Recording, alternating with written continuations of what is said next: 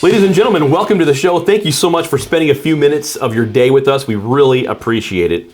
This show has, at its base, has always been about entrepreneurs. We've had the opportunity to talk to a wide range of businesses, but at its core, it's always been about gathering stories from successful business owners to hopefully pass on to somebody out there looking to start their own business, or maybe has started their own business, and giving them a little bit of a boost, if at all possible. And I'm so honored today to be joined by the founder of CHRISTOFFELS Hair Restoration and my friend, Virg CHRISTOFFELS. Virg, thanks for being here. Thanks, Jason. It's an honor to be here. We're good friends. We've gotten to know each other well, and yes, appreciate the time that we can spend together. Absolutely, thank you. So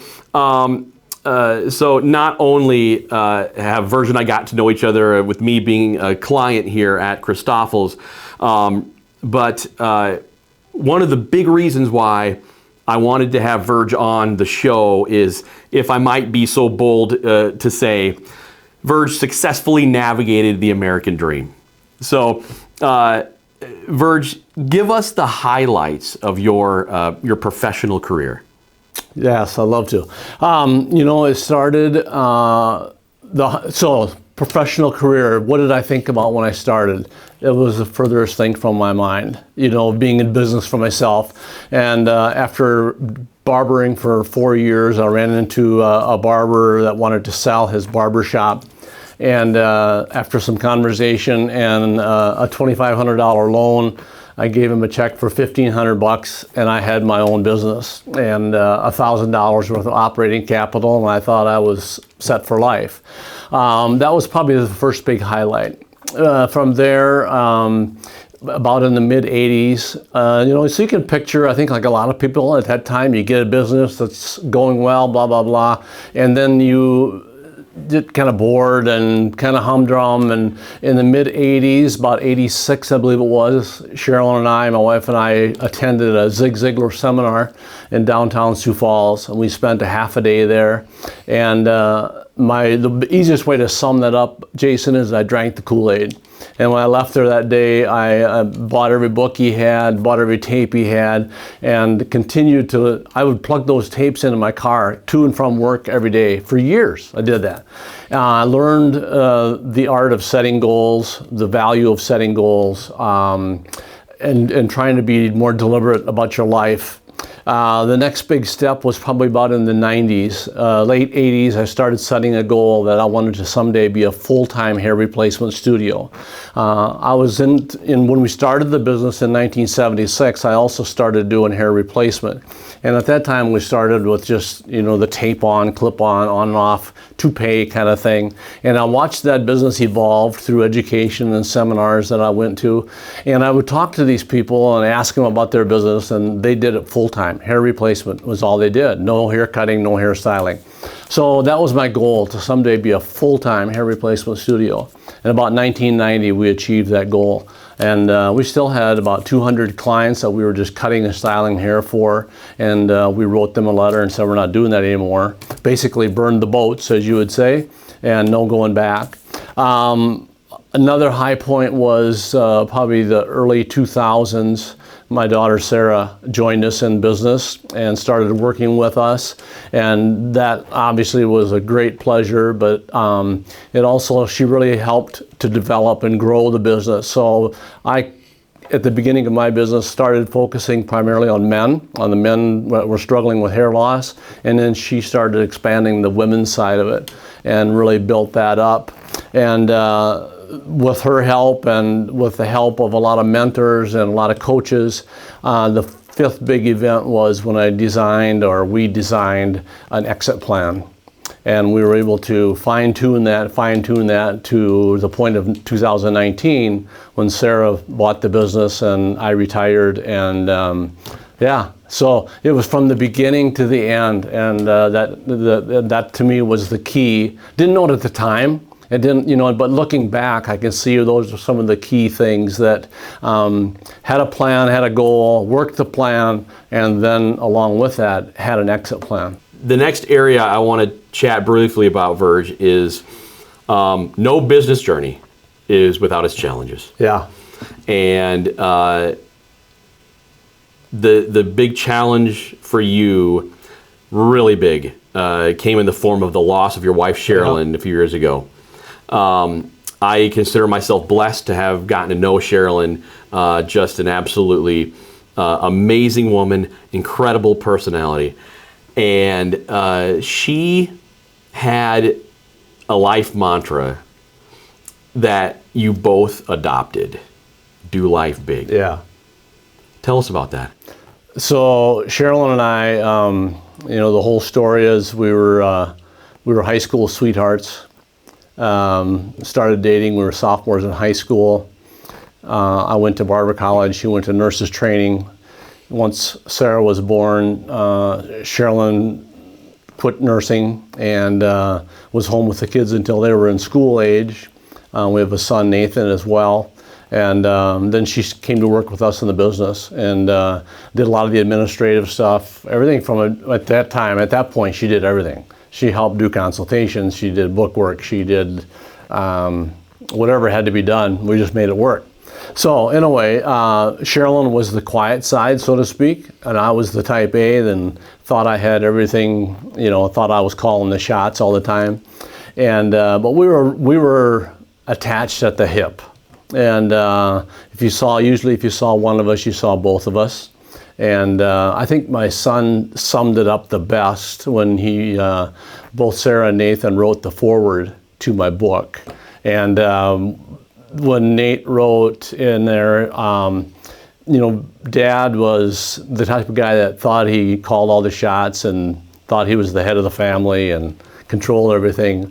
But Mother, Sherilyn, was the neck, and she controlled the head. So that's the kind of personality she was, soft-spoken, but a powerful force. And married for 46 years, and wasn't always rosy, but most marriages aren't, but we really grew. And I think through all of that, I think our hope and prayer always is that we would be an example to our kids, be an example to the people around us, be an example to the people that we worked with in our business. And I feel that we were. Were we always the best? Maybe not, but we had a great relationship, and she was a big help and asset to our business as well. That brings us to the next topic that I really wanted to get into today, Virg, and that is your book, Do Life Big.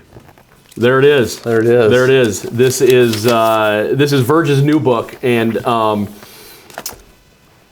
Virg, I got to tell you, I started reading this at the office. And I found myself just sobbing. And I brought it home and read the first chapter to my wife, and we were both crying. And that's just the first chapter. But it really is an incredible book. Virg, who did you write this book for? So let me back up just one step. The name of the book this goes back to who was Sherilyn. Yes. And that's where the do life big, the mantra. So when Sherilyn, after 45 years of marriage, well, it was less than that, but she went through a cancer journey for 6 years and was diagnosed in December 3, 2011. And she built a Caring Bridge website as a way of communicating with people and being able to tell people, hey, this is how I'm doing, and so forth. And every time she would post something on her website on Caring Bridge, she would end it by saying, do life big, and a Bible verse. And do life big to her meant don't let a day go by, don't let an opportunity go by, don't let a minute go by that you're not being purposeful, being intent, being deliberate, appreciating the moment, and that was do life big. So after when Sherilyn passed away in February of 2018, that spring I went up to the lake. We have a lake home that we go to, and I spent 6 weeks there by myself. And almost every day I'd go out on the boat and I would journal. Sherilyn was a big journaler, and she left me a lot of those journals to read after she passed away. And I would go out on the boat and I would journal, and I would journal under the title, Where's My Life Been? Where's My Life Going? And how do I continue with my life to add purpose and value to myself and to other people? So from that, I just basically started writing my story. And that was a year that there was a lot of flooding and a lot of roads washed out and a lot of water everywhere. So that kind of became a thought process for me and kind of became an analogy that I used. So I thought of myself of going through the Psalm 23, through the valley of death, and just how do I get through this in this shadowy time. And thinking all the bridges that were washing out, I knew I had to build a bridge. And across, I could either swamp down and sludge through the mud or build a bridge and go over it.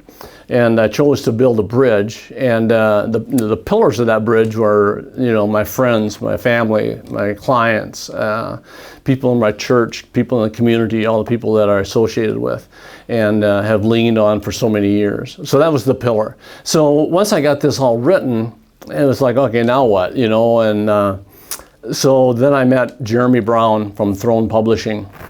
And we talked about it, and he said, you could put that in a book. And I'm like, it's just my story, who cares, But he said, no, there's a lot of value there. So that kind of got the wheels going. So long story short, we ended up using that journaling time. That kind of became the center of the book. Book ended by my business story, my business journey, and Sherilyn's cancer story. And it all weaves together, because if I go back, Jason, to when I first learned how to write goals and then ebbed through life, and I learned how to write an exit plan. Thankfully, I had that exit plan, because that put us in a place that in 2011, when Sherilyn was diagnosed with cancer, I could kind of step aside a little bit, and Sarah could run the business, just kind of pick up. And as you can imagine, there's hundreds of chemo treatments, surgery, radiation, doctor's appointments, and I was able to take her to almost every one of those, thankfully. Because the business I didn't have to worry about the business. It was in good hands, and I could communicate with Sarah, and she did a great job with it.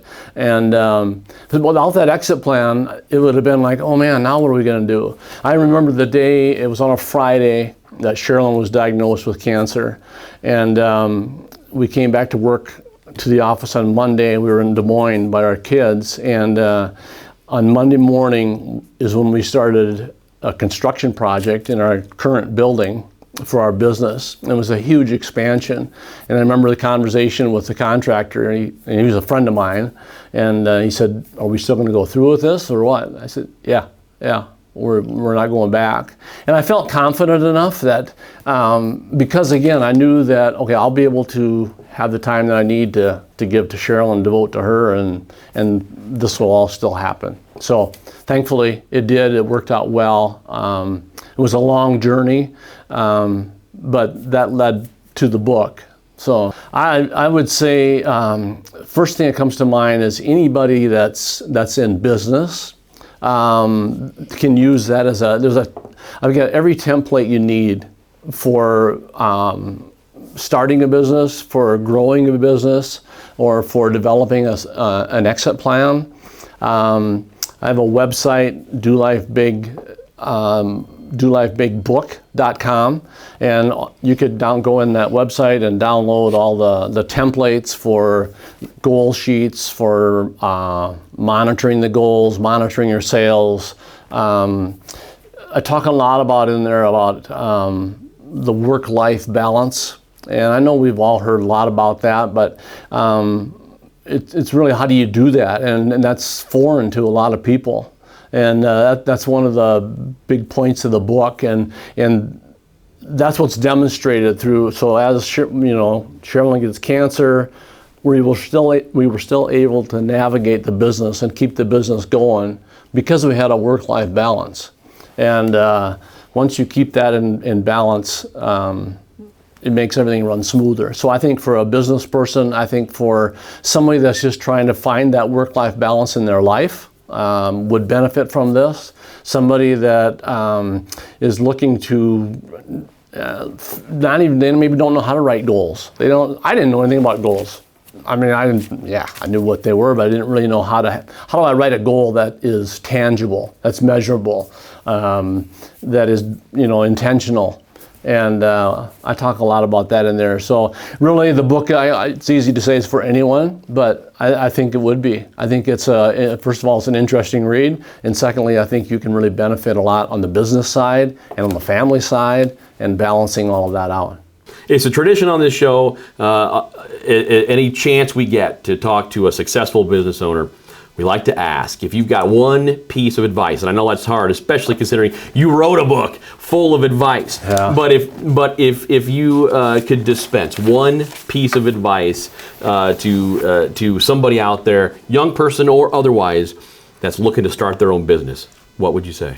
I would say a couple of things, Jason. First of all, define goals, have defined intentional goals, which will help you give that work-life balance. And then three things: live with commitment, live with intention, and live deliberately. And when you have that, that guides your life. That's what I don't know how else to say it. Commitment, intentional, and deliberate are three key words that I try to live by and really guided my business. It's fantastic. Fantastic advice. Last but not least, Virg, again, the book is Do Life Big. Where can people find this book? So you could go to my website, dolifebigbook.com is one place, Amazon.com, another place, Barnes & Noble, or it's also on the shelf at Crossroads Book and Music here in town in Sioux Falls. Okay, fantastic. DoLifeBigBook.com. Virg, thank you again for the time. Thank you, Jason. Again, if you are a business person, or even if you're not, it's a great read. Search it out, find it, and pick it up. You won't be sorry. Thanks again for spending a few minutes with us. As always, if you have an idea for a segment, reach out to us at whatsup@whatsupsiouxfalls.tv. We'll see you next week.